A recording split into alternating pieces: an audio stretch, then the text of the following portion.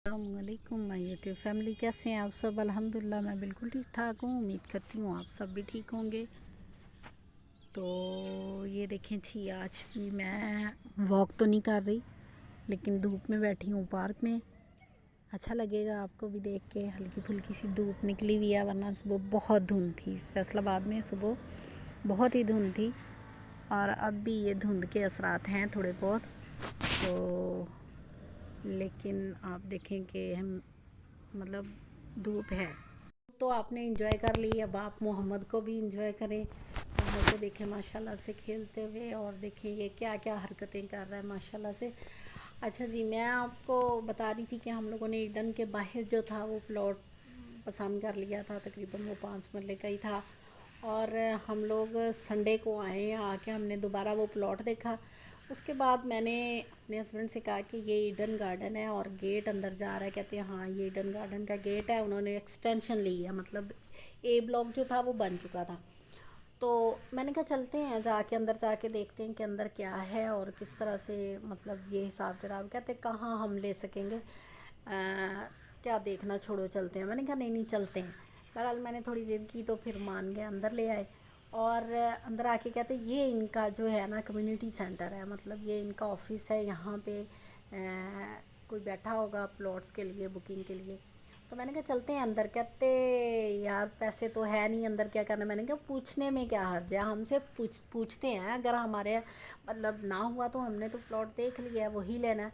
लेकिन ये कि पूछने में कोई हर्ज नहीं है। हम दोनों बहरहाल अंदर गए हैं। तो अंदर कुदरती शायद कि हमारी किस्मत में लिखा था। तो रियासत डोगर साहब जो इसके इन्वेस्टर थे वो ख़ुद मतलब वहाँ मौजूद थे, और उन्होंने हमें देखा, खैर बिठाया और बातचीत हुई इसी तरह से आपस में। तो काफ़ी अच्छा रवैया था माशाल्लाह से उनका।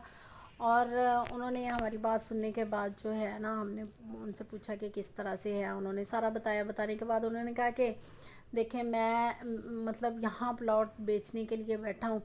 तो मैं बहुत मतलब मैं ख़ुद भी ऐसे क्राइसिस से गुज़रा हूँ। मैं इसमें था, वासा में था।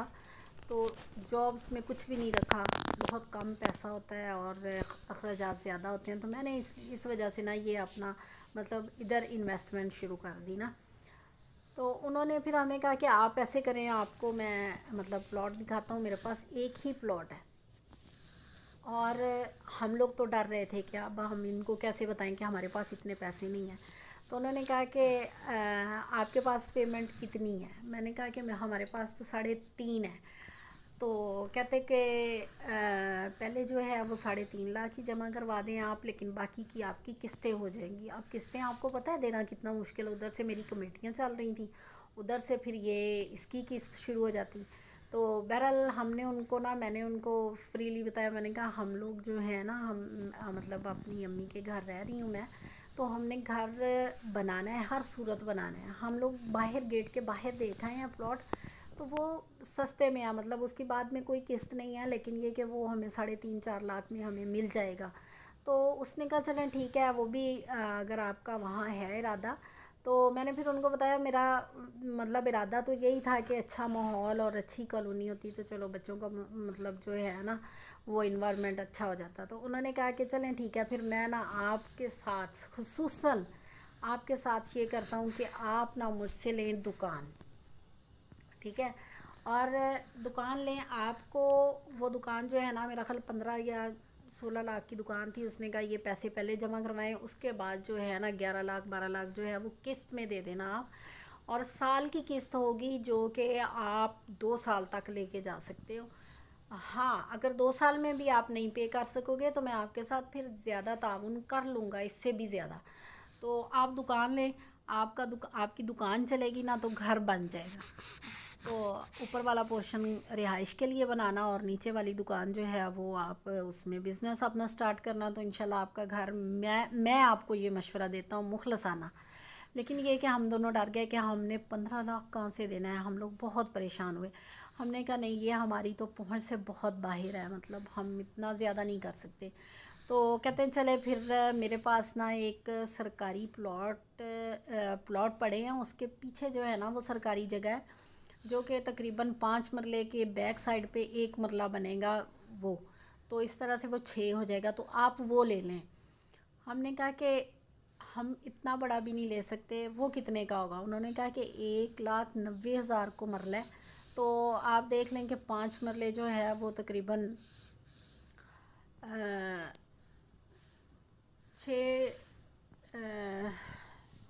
5 مرلے جو تھا وہ تقریباً 10 لاکھ تک کا، اس سے تھوڑا کم بن رہا تھا، تو انہوں نے کہا اس میں آپ نا دیکھ لیں، آئیں میں آپ کو دکھاتا ہوں۔